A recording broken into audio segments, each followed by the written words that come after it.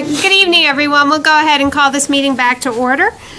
We had recess to give Mr. Cook and Mr. DiCrescenzo time to rewrite some of the questions that we had just approved. And we will go through, and we'll go through in the same order. We'll go from back to front. And now we will be taking votes on whether to approve.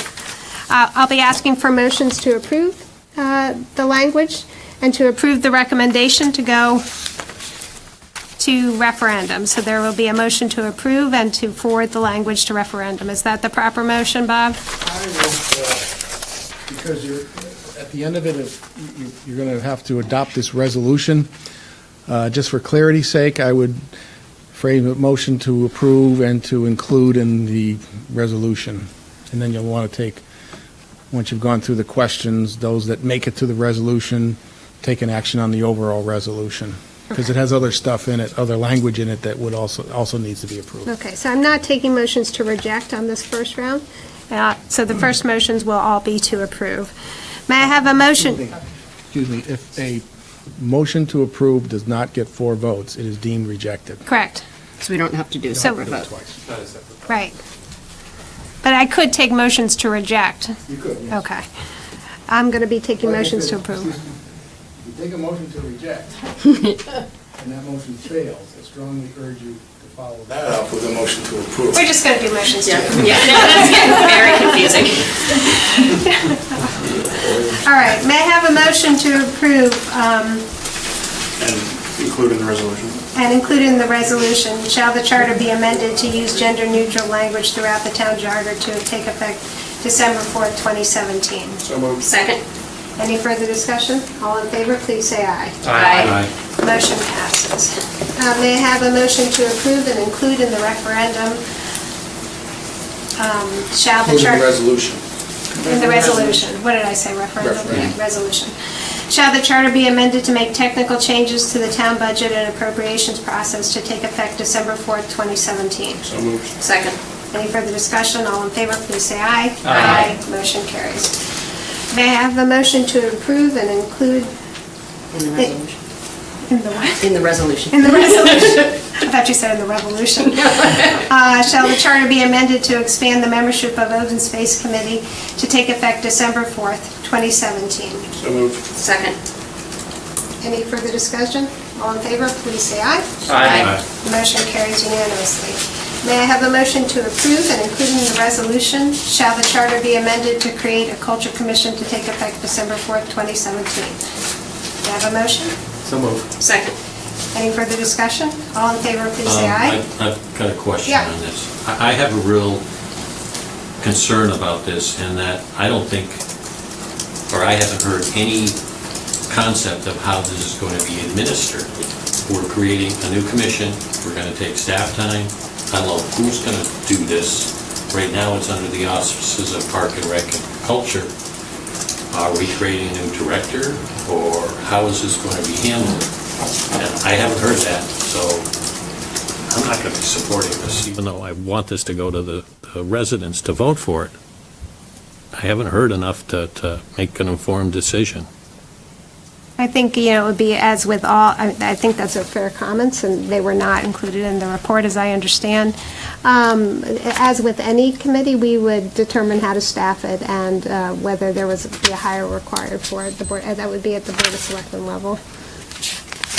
In the original, I'm sorry, are we finished? I didn't Yes. mean to interrupt.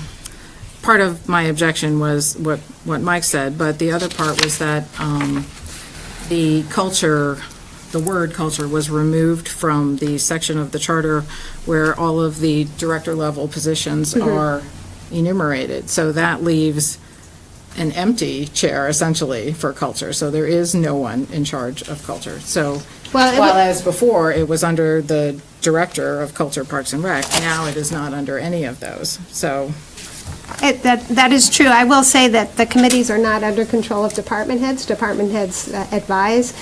Are you? well, I know, but he is the the Director of Culture, Parks and Rec. So he And- would likely be the person assigned to the elected officials representing But that. they took culture out of that description in the charter. Not out of his job description. Yes, they did. Did they take it out of his job description? Yes, they did. It came Oh. out completely. So I think that leaves a big hole. And whereas I know the intention might have been to promote culture, I think you have just left a big gaping hole.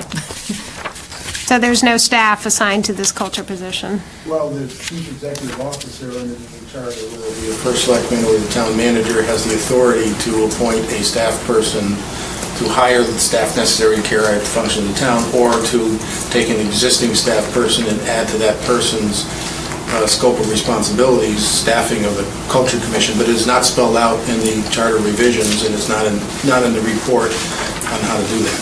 But there is power within the existing charter and the revised charter to take the steps necessary to give administrative support to the Culture Commission, as there is every commission.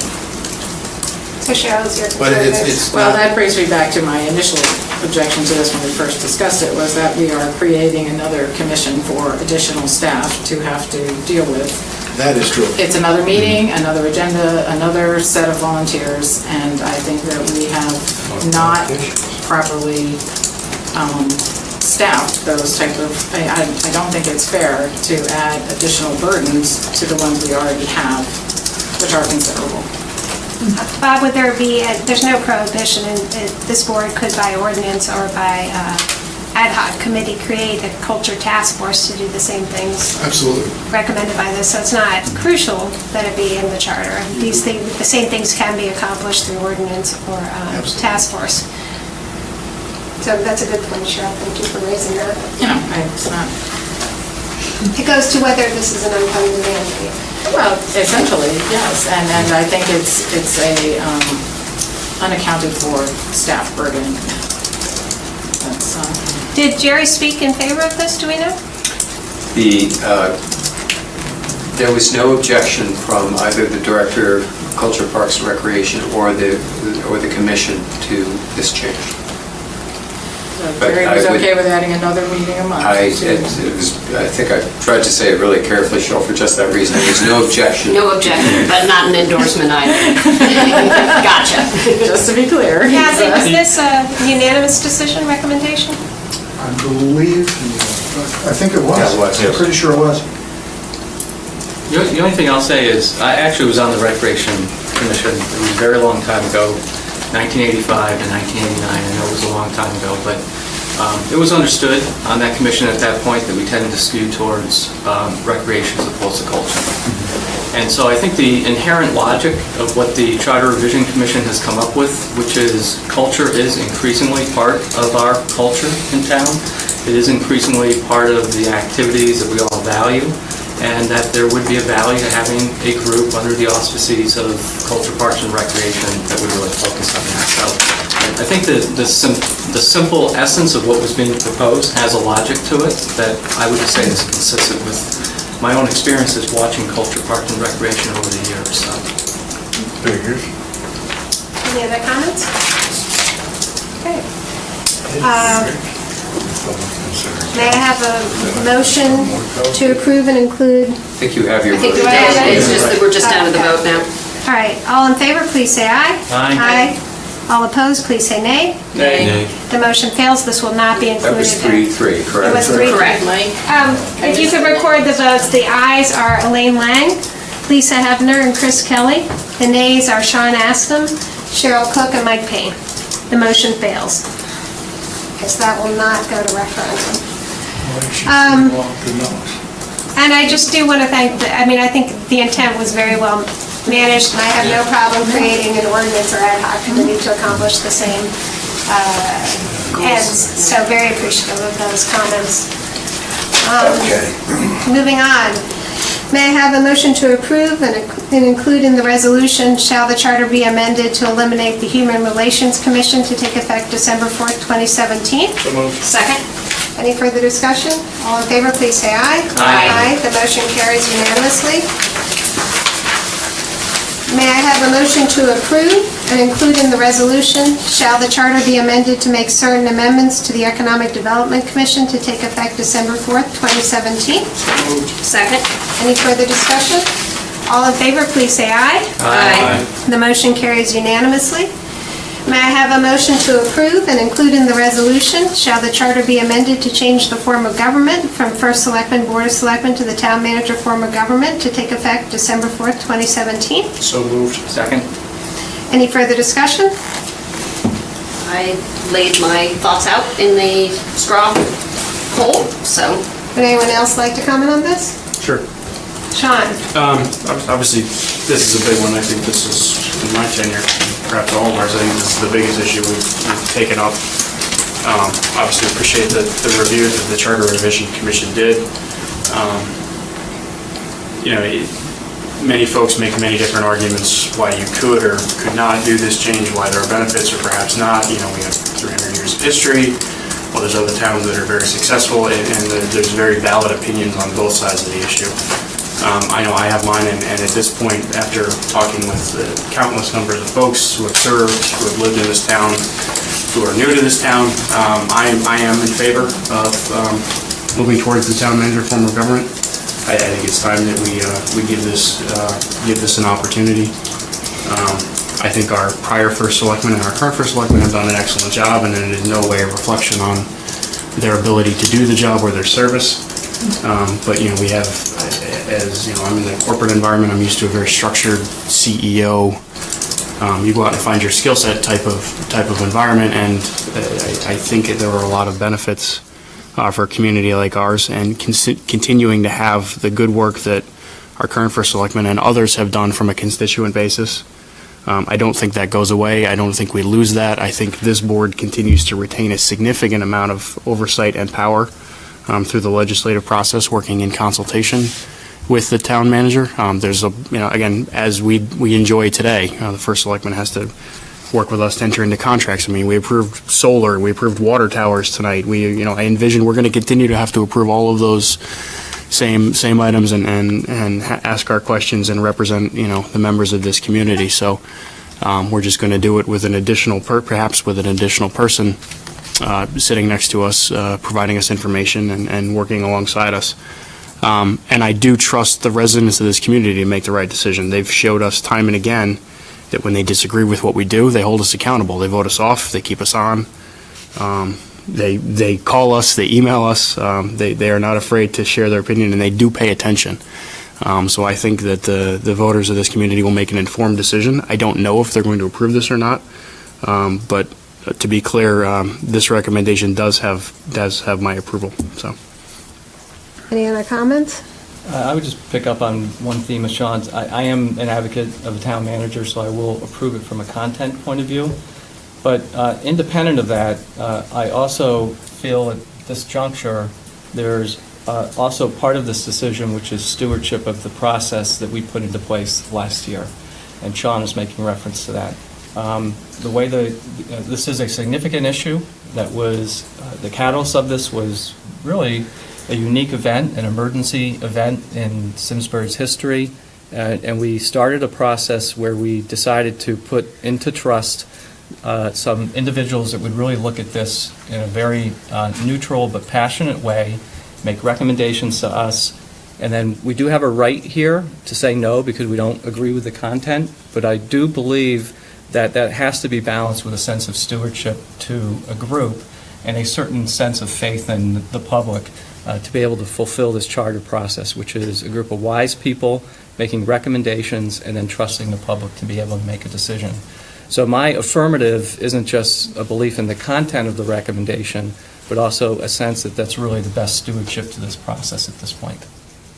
Any other comments? Cheryl? I'm sorry. I agree with what Chris said. I think that we have, as a town, faced this issue numerous times, and not just in the last election cycle, but it's been going on for 25 years. We've all looked back and seen the history of this question, and most of the time, in fact, almost every time, it has not made its way to the voters.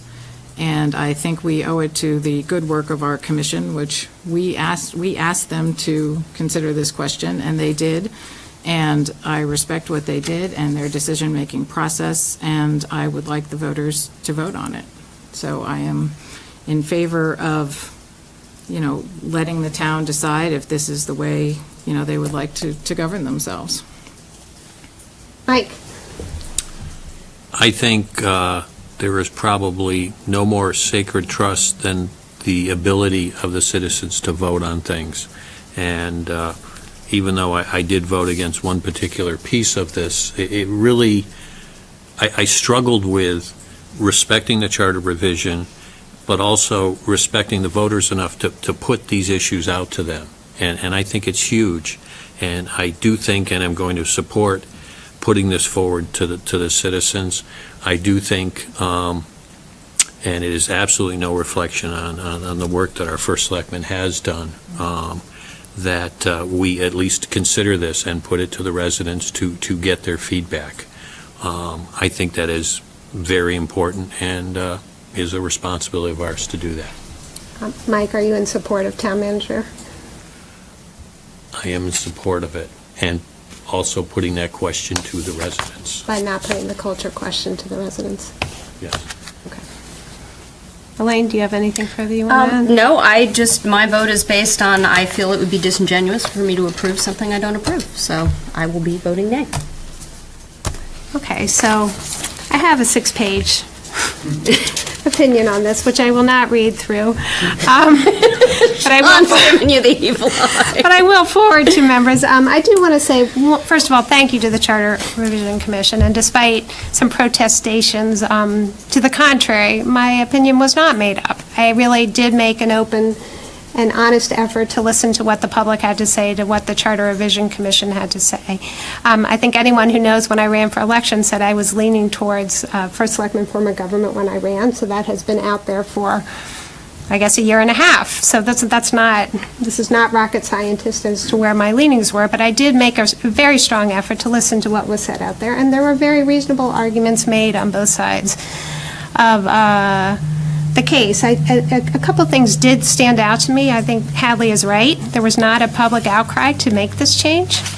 The recommendation, I just want to make sure that the residents of Simsbury understand, is to eliminate the elected executive branch of government. It is eliminating one of the branches of government as an elected branch. So that's a fairly significant change, and I just want to make sure that the residents understand that. My support of keeping the form of government that we have comes from the belief in the principles that local communities are best steered by their elected officials, and that participatory local government is both fundamental and foundational to democracy throughout this nation. I think the president said it very well when he said, we don't look to be ruled, we don't look to be managed. Ours is about self-government and self-rule and what we do, how we govern as a community. Now, does that mean I don't support professionalism? If I was a cursor, my answer might be a little different, but absolutely not. And I think you all know, as chairman of the Personnel Subcommittee, I put forward a lot of positions and made a lot of recommendations to increase the professionalism in town hall. So just as the president or the governor is the chief elected official, he doesn't do HR and personnel. You hire professionals to do that, which is why we have hired professionals to do that. As our community gets more complex, you hire. There was a time perhaps when we didn't have a town council. Well, the world is more complex, so you hire council. There was a time when HR was not so complicated, where negotiations were not so tough, but they are. So you hire professionals to do that. But the day-to-day accountability remains with the chief elected officials, which is why, to me, that responds most true to those principles of self-government, self-rule, and not being managed or ruled by others. So that's why I'm supporting it. Now, I do say, I think Hadley made a wonderful point. This notion that we're not somehow professionally run strikes me as absurd. Our department heads are highly professional, and I think that's in great credit to the Board of Selectmen and staff, who have made a very strong commitment to hire the best, the brightest, most capable, those who are able to Be creative, be thoughtful, be responsive. And that's what makes a professional government. The government is not run by the first selectman. Nobody does that by themselves. There are 140 people in the town of Simsbury who run government. They are supported by boards and elected commissions, over 300 of them who run government. This is not one person who does this. This is us, all of us, who do this. And the question is, where do you want that accountability of the day-to-day? So the way I look at it, the first selectman's job is to determine what shall we do and why. And then you hire staff. And that is determined, the what to do and why, is determined not only by the first selectman, but by the Board of Selectmen.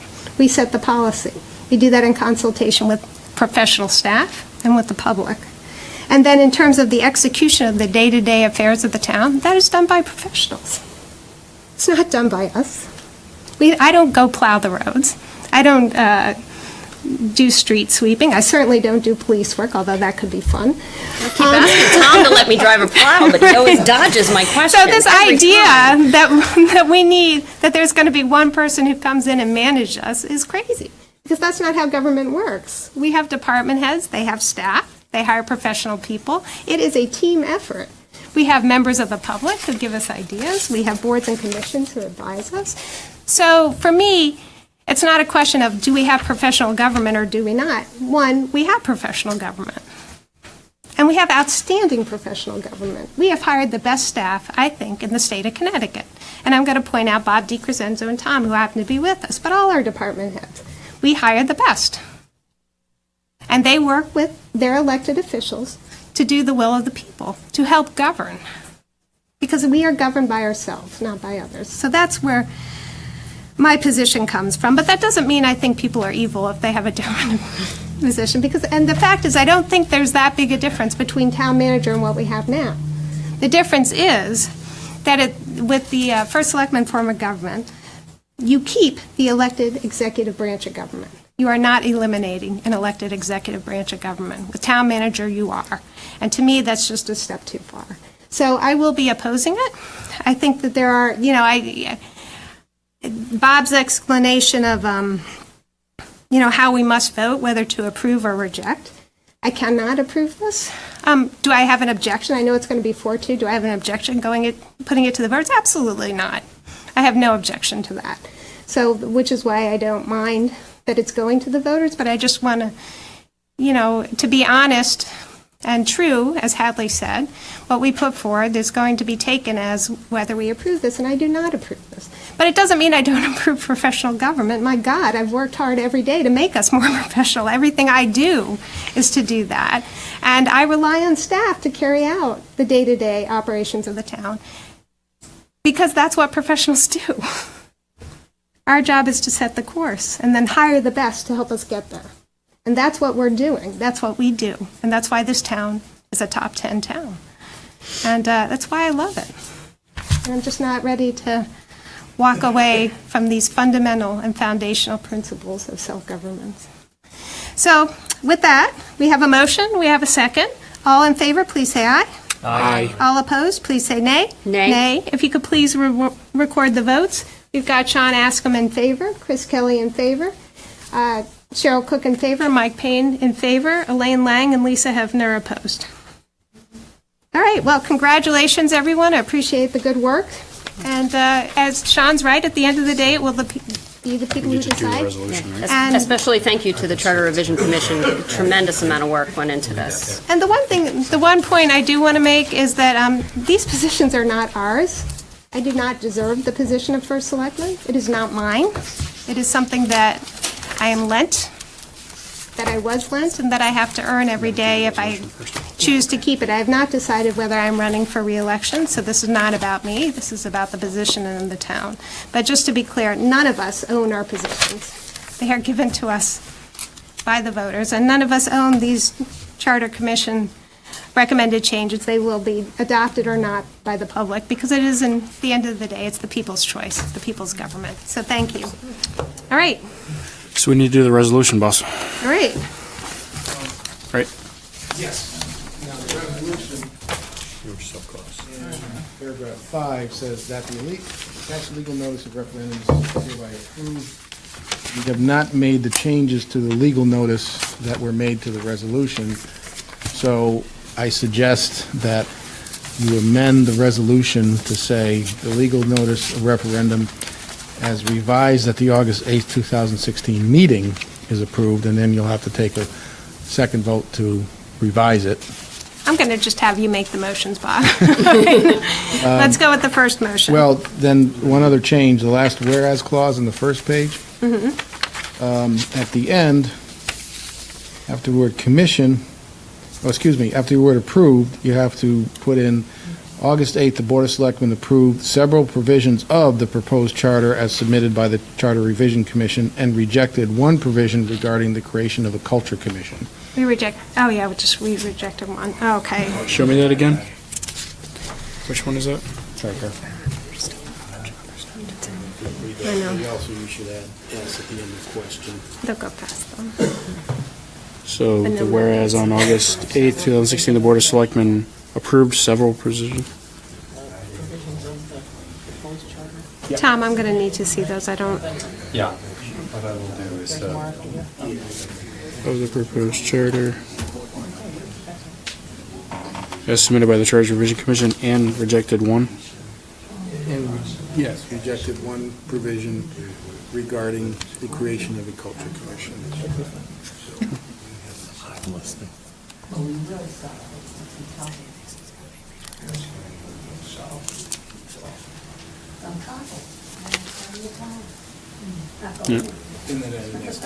Yeah, I got that one. I guess that means I'm reading it. that would be the case. That's what you get for sitting on the end. Sean, let me just see it before you Mr. go. Speedy. So it's, Watch them go. the Board of Selectmen Do they tell us several at this end of the provisions table? of the proposed charter as submitted by the We got Charter Revision leftovers. Commission and rejected one provision regarding the culture, the creation of a culture commission. Okay. And then an S under questions. Excellent. All righty. All right. Okay, I right, think Sean, we're do ready. your thing. We're ready for motions. All right, so Sean. resolution proposed, the revised charter of the town of Simsbury, whereas pursuant to section 1108 of the Simsbury Town Charter and chapter 99 of the Connecticut General Statutes, the Simsbury Charter Revision Commission has completed its review of the Simsbury Town Charter, and whereas the Simsbury Charter Revision Commission has proposed certain amendments to the Simsbury Town Charter contained in the final report, and proposed revised charter and the proposed revised charter filed with the town clerk on August 3rd, 2016, and whereas the Connecticut General Statutes require the Simsbury Board of Selectmen to consider and take action on the final report and proposed revised charter, and whereas the Simsbury Board of Selectmen held a public hearing on the proposed revised charter on June 13th, 2016, and whereas on August 8th, 2016, the Simsbury Board of Selectmen approved several provisions of the proposed charter as submitted by the Charter Revision Commission and rejected one provision regarding the creation of a culture commission.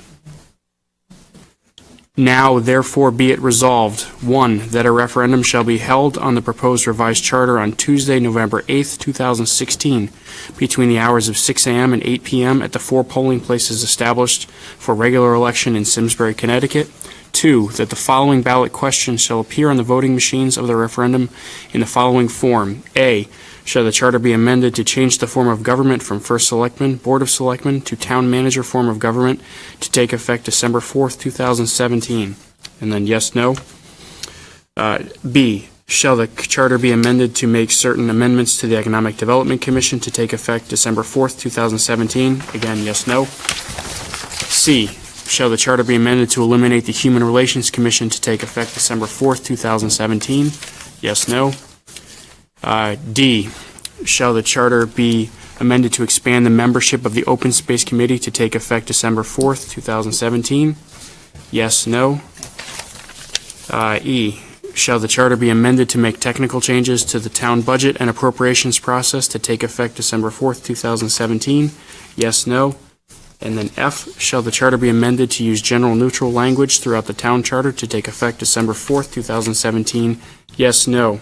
3, that the first selectman shall cause the proposed proposed revised charter to be published as a legal notice as set forth in the Connecticut General Statutes. 4, that the Simsbury Town Clerk shall prepare an explanatory text to be reviewed and approved by Town Attorney for referendum on the proposed revised charter for the consideration by the Board of Selectmen.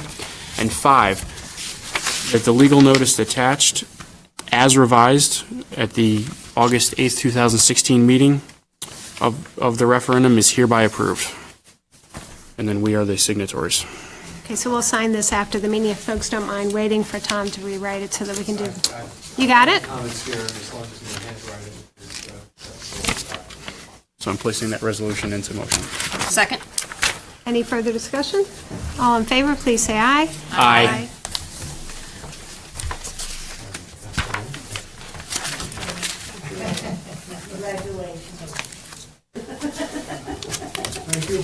And you need the legal notice proof?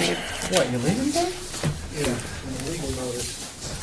Striking. Striking the questions as stated in the draft, You don't need this for. placing the revised questions in the new resolution and new thereof. So I move that we accept the proposed legal notice with the revisions that we've made this evening, amending the questions and striking the Culture Commission question altogether.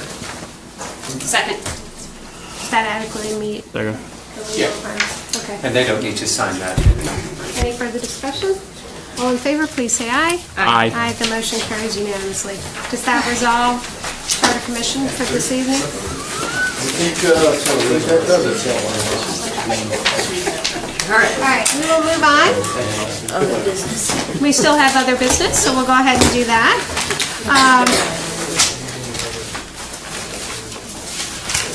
Give Bob a second to finish with the town clerk.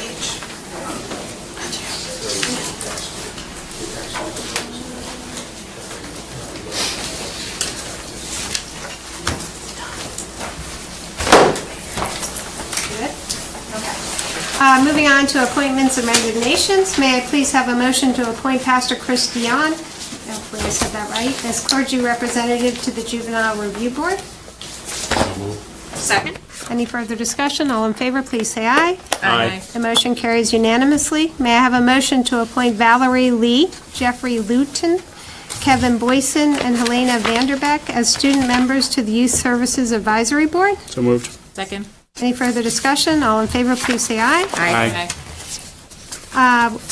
We have a motion to appoint members of the Board of Ethics. I'm going to turn that over to Yep. Chris and Sean, who are making the recommendation to us. Thank you. And Cheryl, because the full Personnel Subcommittee voted on this, there's currently one open unaffiliated position. That is a position that will expire January 1st of 2019. And then we have been given intent from a second individual who has not formally resigned that they will be resigning at the end of this year for a term that expires at the end of this year.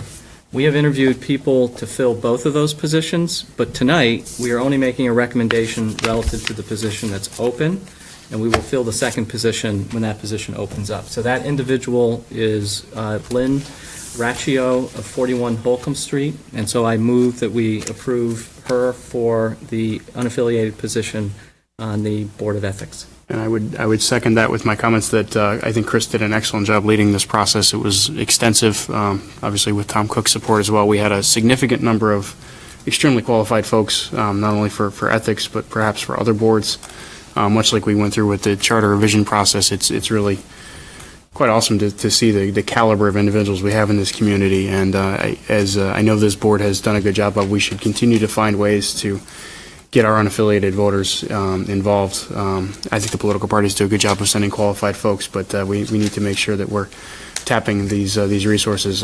Lynn, that we're bringing forward this evening, was a former chair of an ethics commission. Seems to be a highly competent lawyer in her professional career, and I think from the way she carried herself at the meeting and the interview, just will bring a really I guess, common sense approach to the Ethics Commission, which I think is exactly what we're looking for when it comes to that type of board. So I look forward to her service. All right, any other comments? I've known Lynn for a long time, and I would give her my highest recommendation. And I am thrilled that we are opening up our boards and commissions to unaffiliated voters, and I think it's a really important process, and I would encourage all of you listening out there, if you're interested, please let us know, and we will try to find a place for you. Thank you, and I really appreciate that you guys went out and said, these are a set of qualifications we're looking for, and then selected candidates based on qualifications to meet the needs. So that was a very good process, and thank you for that. And also to Tom Cook, who helped coordinate all those meetings, so very much appreciated. So you have a motion, we have a second. All in Yep. favor, please say aye. Aye. Can you please give the name of the person you're recommending to the clerk so that she has the proper I did. spelling? You got it? We're good. Okay. Thanks, Sean. All right, then, And value down. moving on, we have the regular meeting minutes of July 11th. Please let me know if anyone has any changes, otherwise those minutes will stand as drafted. Good. Okay, moving on to Selectmen Liaison and Subcommittee reports. You have before you approval of a Yukon MPA internship and professional practicum IPP job profile. That would be an internship position, which I am recommending to this board, and I don't know how you guys voted on. Right. And then the approval of modification for position description. So I'll turn it over to Chris, as Chairman of Personnel, to walk us through these. Yep. And so, just to make sure that we were covering all of our bases tonight, the Personnel Subcommittee did approve two things. One, that we recommend that we participate in the program in 2017. And then secondly, we did approve the specific wording of the profile that was developed by town staff. So I would make a motion tonight that we participate in the program and approve the profile as submitted. Just for the public, can you talk about the cost and how we're going to cover it? There is a cost associated, but we are able to cover it within the current allocation, as I understand from Tom and Sean Kimball. So if you could just talk about, one of the reasons why this was proposed by Mr. Kimball, who brought this to us, although it had been looked at in the past, is it's a way to bring in someone who's in training for the types of positions we're eventually going to hire. And it's a great exposure for them, and it's a cost-effective manner to get some professional support at a time when we're being very cost-conscious on our personnel. So, Yep.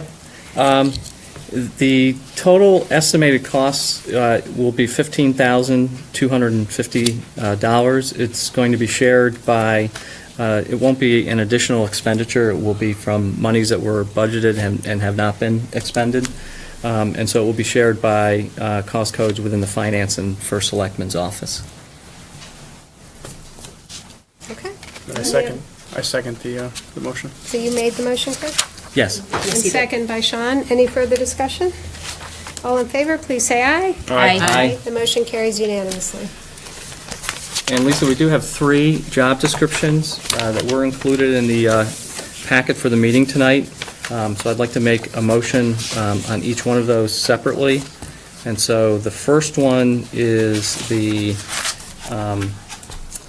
Deputy Director of Administrative Services. So I move that we approve the job description, amended, however, from the job description given to us tonight in terms of taking the bullet statement, meets with employees to review pension plan retirement options, and removes that from the job description. So I'll move that and give me a second. And I second that. We had a, So under retirement benefits administration includes, which is on the second page of the job description. In reality, that's a role that was previously served by this role, but is moving to the second job description we're looking at tonight, which is the employee benefits coordinator. So that function will still be covered, it's just going to be covered by a different role. So it was just an error, we forgot to take that out. Okay. Yeah.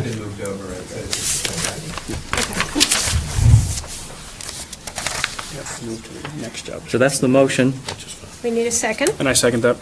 Any further discussion? All in favor, please say aye. Aye. The motion carries unanimously. The next job description is the employee benefits coordinator, and the essence of most of the adjustments on this is to expand the number of human resource functions that are being done within that role. So we are recommending approval of the employee benefits coordinator with one amendment, which is to add to it the statement, meets with employees to review pension plan retirement options. I second that. Any further discussion?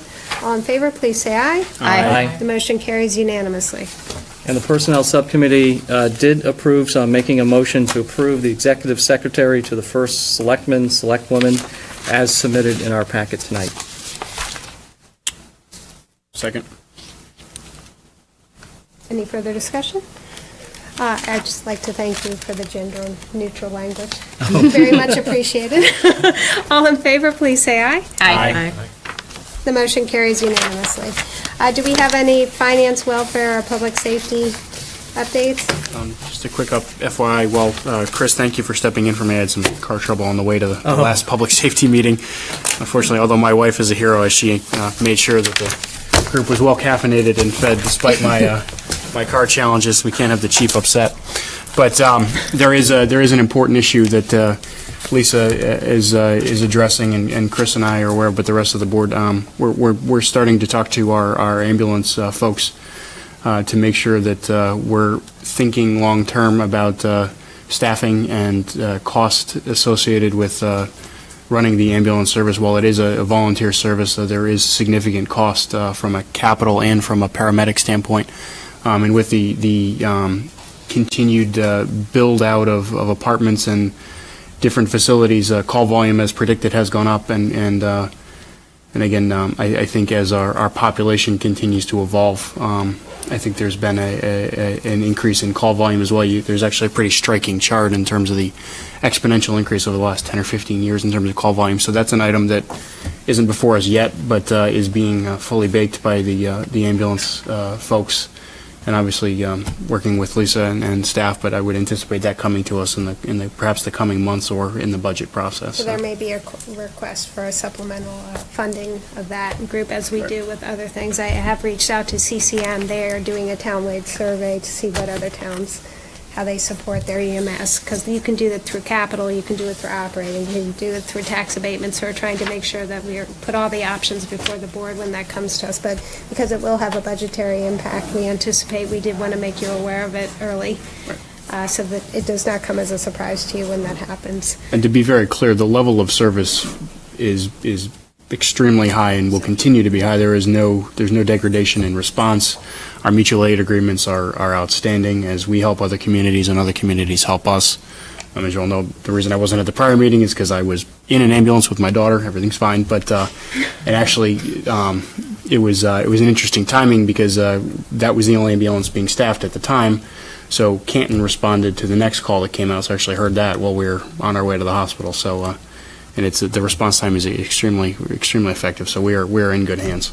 And we want to keep it that way, so we're anticipating the growth. You know, as economic development grows, as you see new apartments, does that increase the grand list? Yes, but it also increases service needs. So we're going to be balancing that over time as we see the impacts of not only the growth, but also the demand on services. And this could be a substantial amount, and from a small amount to upwards to 80,000. So just so that the board is prepared when something does come before us. Lisa, just one little safety thing that came out that I found very interesting. One of the things that's put a demand on calls is they do a fair amount of calls to the walk-in clinics, because people will go there for things that, in hindsight, as an emergency, they should have gone to the emergency room. Generally, that's okay, but they did point out that if you have chest pains, you absolutely do not want to go to a walk-in clinic. You want to call 911. And Mike described the total protocol from beginning to end of how the ambulance as well as the hospital staff will do everything to get you treated quickly. And if you go to a walk-in clinic, you're really undermining the best protocol for yourself. So I just found that very interesting. So I just want to share that with the public. If you have chest pains, don't go to a walk-in clinic. You call 911. So Super important. Excellent point. Very important. All right, anyone else have any other updates? No? Kind of a quiet group tonight. All right. Really? It's almost, over the hump. according to the clock, it's almost 2 in the morning, so. All right, may I have a motion to adjourn? So moved. Was that a second by you, Sean? It was. All in favor, please say aye. Aye. The motion carries unanimously. We are Which adjourned. day is it? Really?